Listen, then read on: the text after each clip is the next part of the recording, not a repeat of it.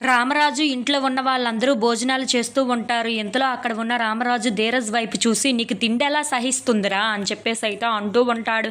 ఆ మాటలు వినగానే అక్కడ ఉన్న ధీరజ్ అయితే ఒక్కసారిగా షాక్ అయిపోయి వాళ్ళ నాన్న వైపు అలా చూస్తూ ఉండిపోతాడు.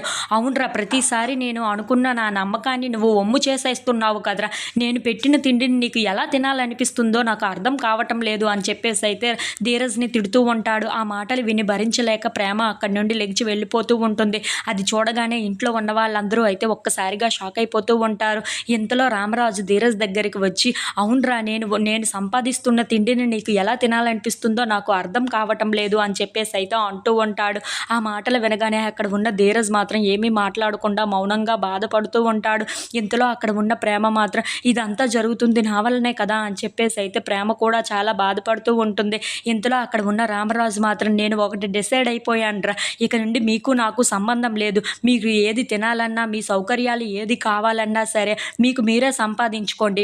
మీ భార్య నువ్వు మా ఇంట్లో ఉన్నట్లు లేనట్లే" అని చెప్పేసి అయితే అంటూ ఉంటాడు. ఆ మాటలు వినగానే అక్కడ ఉన్న వేదవతి అయితే ఒక్కసారిగా షాక్ అయిపోయి తన భర్త వైపు అలా చూస్తూ ఉండిపోతుంది. ఇంతలో అక్కడ ఉన్న రామరాజు మాత్రం చాలా కోపంగా, "అవునురా, ఇక నుండి మీకు నాకు ఎటువంటి సంబంధం లేదు. మీరు ఏది తినాలన్నా, ఏది తాగాలన్నా, మీకు ఏమి కావాలన్నా మీ అంతలు మీరే సంపాదించుకొని ఏదో ఒకటి చేసుకోండి.